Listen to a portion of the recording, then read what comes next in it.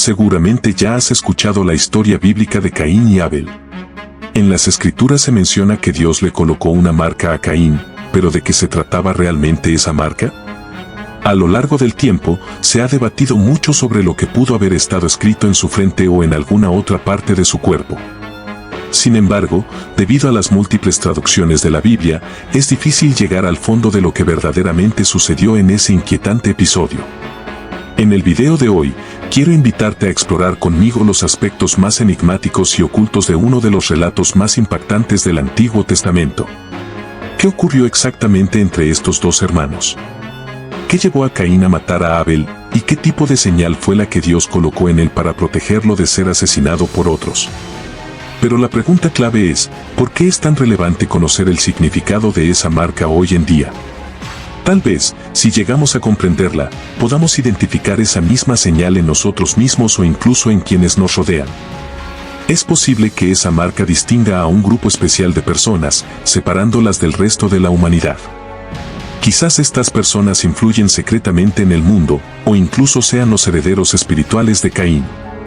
Todo esto, y mucho más, lo estaremos analizando a fondo en el video de hoy, para descubrir verdades que han permanecido ocultas por siglos. Vamos a comenzar dividiendo este video en 3 secciones fundamentales para poder abordar de forma clara y profunda el tema que nos reúne.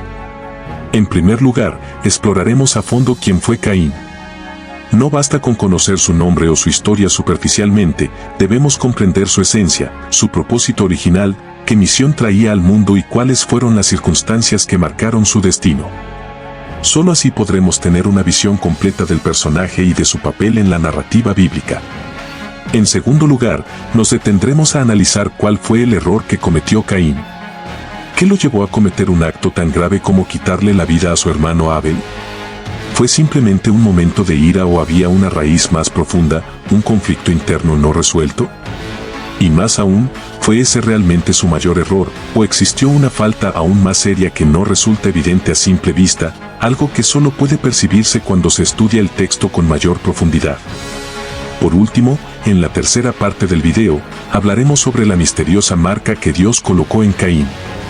Trataremos de entender qué significaba esa señal, cómo ha sido interpretada a lo largo del tiempo y, lo más importante, cómo podríamos identificarla incluso hoy en día. ¿Es posible que esta marca tenga un eco en el presente? ¿Podría ayudarnos a entender ciertos patrones en nosotros mismos o en otros? ¿Qué mensajes nos transmite este episodio milenario sobre la justicia, el castigo, el perdón y la transformación espiritual? ¿Quién fue Caín? Lo primero que sabemos de él aparece en el capítulo 4 del Génesis, donde se relata que Adán conoció a Eva, su esposa, y ella concibió y dio a luz a Caín. En hebreo, su nombre se escribe Kuf, Yud, Nan. ¿Por qué se le llamó así? Porque Eva dijo, Caniti y Setadonai, es decir, he adquirido un nombre con el Eterno. La palabra Caniti proviene de Kinyan, que implica adquisición, propiedad. No solo lo tuvo, sino que lo obtuvo con la participación de Dios. Así fue Caín, su nombre ya llevaba un significado profundo desde su nacimiento. Luego aparece Abel.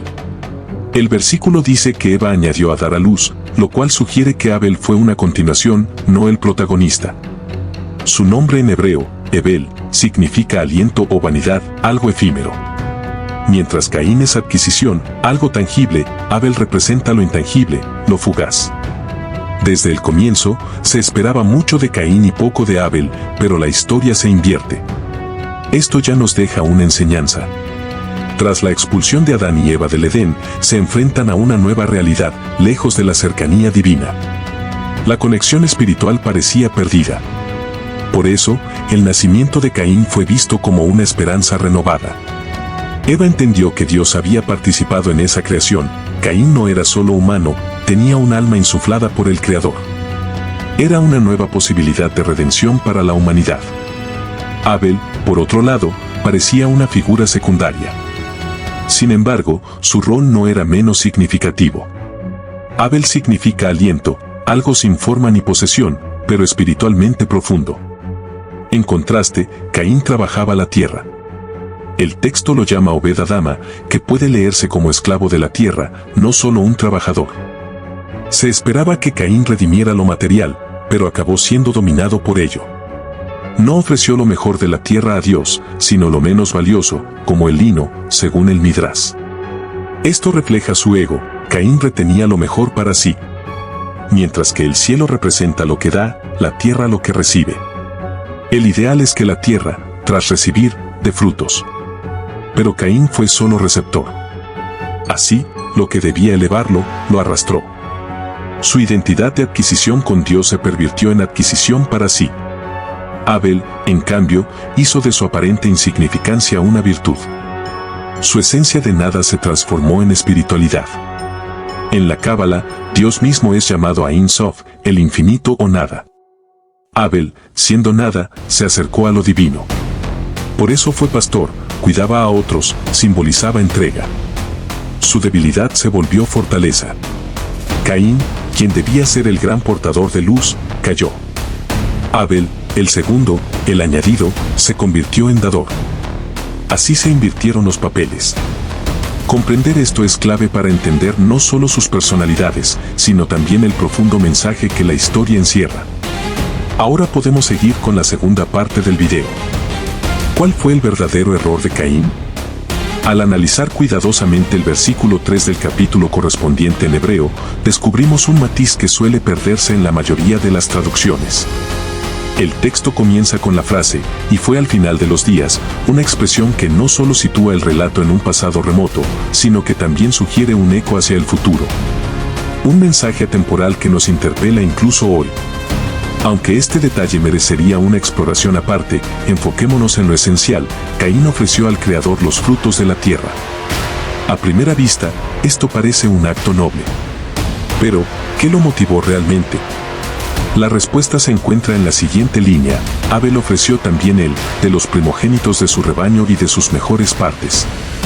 No fue un gesto cualquiera, sino uno cargado de intención, entrega y generosidad. Sin embargo, la forma en que está escrito en hebreo revela algo revelador. Abel fue quien dio primero. El texto no dice simplemente que ambos ofrecieron, especifica que Abel lo hizo por iniciativa propia, como un reflejo de su naturaleza dadora y humilde. Caín, en cambio, actuó después, motivado quizás por la comparación, no por convicción. Esto ya nos muestra una diferencia esencial entre ambos. Mientras Abel actuó desde el amor y la gratitud, Caín lo hizo desde la obligación o la competencia. Y más aún, Abel ofreció lo mejor, Caín, simplemente algo. No por falta de recursos, sino porque su fuerte apego a lo material le impedía desprenderse de lo valioso.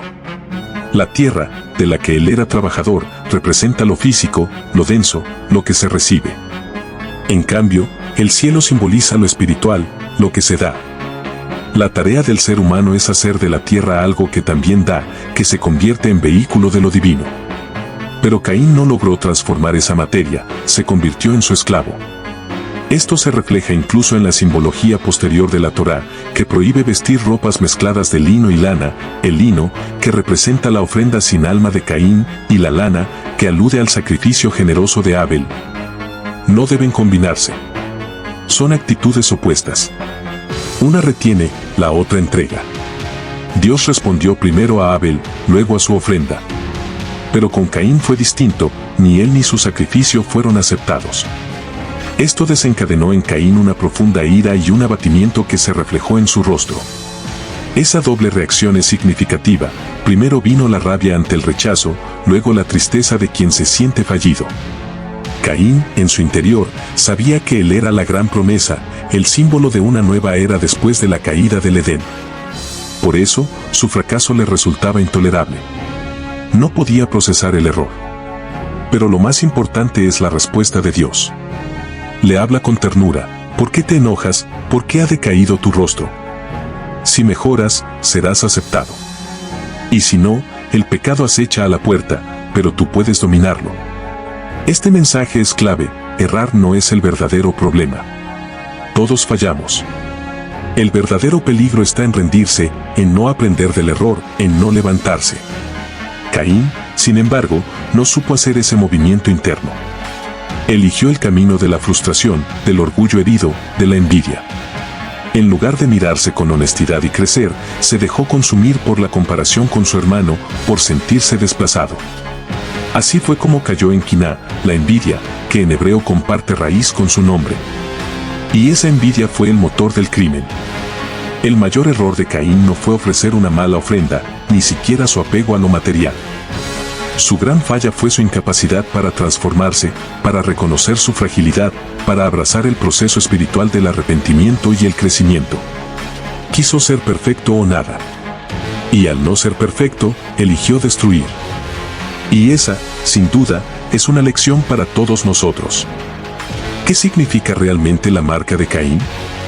En este punto del relato es donde aparece la famosa marca, y para entenderla debemos retroceder al momento clave, la desesperación de Caín. Esta desesperación lo llevó a una desconexión tan profunda con el Creador que olvidó por completo su origen. Aunque había nacido con una esencia divina, adquirido junto a Dios como dice su nombre, perdió el vínculo espiritual que lo unía al Creador.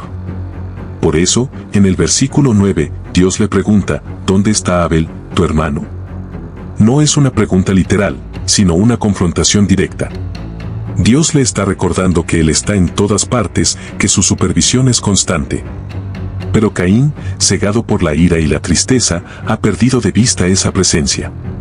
Su respuesta lo delata, no lo sé, ¿acaso soy yo el guardián de mi hermano?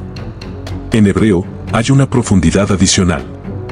Dice, Asomer Anojí. La palabra Anojí es la misma que encabeza los 10 mandamientos, Anojí Hashem Eloheja, yo soy el Señor tu Dios. Caín está, sin saberlo, usando el nombre del Creador. De forma irónica, le dice a Dios que Él es el responsable de cuidar a Abel. Pero es un intento de evadir su responsabilidad. Dios le está mostrando que ha olvidado su rol como hermano, como ser humano consciente de su conexión con el prójimo y con lo divino. Entonces viene el castigo. Dios le dice que será maldito de la tierra, esa misma tierra que abrió su boca para recibir la sangre de su hermano. Caín debía ser quien la bendijera, pero ahora ha provocado que ya no le dé su fuerza. Además, será errante, sin un hogar fijo. Esa condición de nómada le resulta insoportable. Caín responde en el versículo 13, mi pecado es demasiado grande para soportarlo. Y en el 14 añade, si me expulsas hoy de la faz de la tierra, de tu presencia me esconderé. Es decir, entiende que perderá la cercanía divina.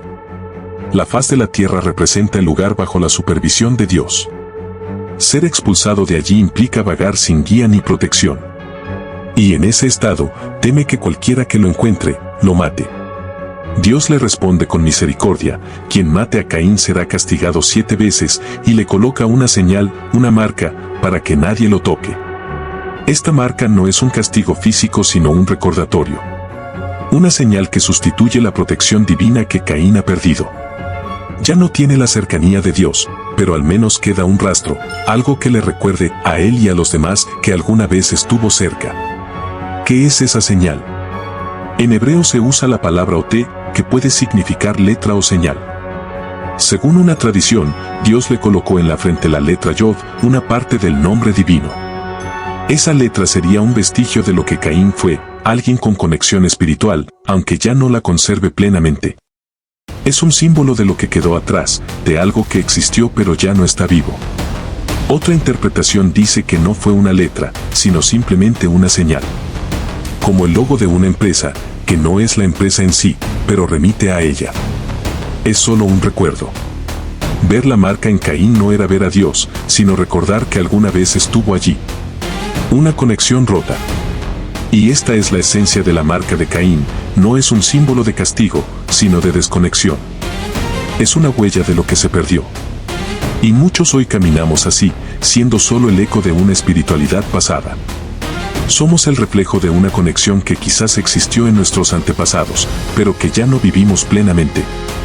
¿Cuál es la solución? Ser como Abel. Volver a ser dadores, hermanos, pastores que cuidan y se preocupan por los demás. Volver a amar. Porque en el amor al otro se recupera también el amor a Dios. Caín representaba el ego, el deseo de poseer, de ser el primero. Pero Abel era humilde, sabía caer y levantarse. No tenía expectativas de perfección, solo caminaba con sencillez. Y al final, aunque nació segundo, fue primero en el corazón de Dios. Esa es la lección de la marca de Caín. Cuando nos desconectamos, quedamos marcados por el vacío. Pero siempre existe la posibilidad de volver a conectar, si elegimos el camino del amor y la humildad.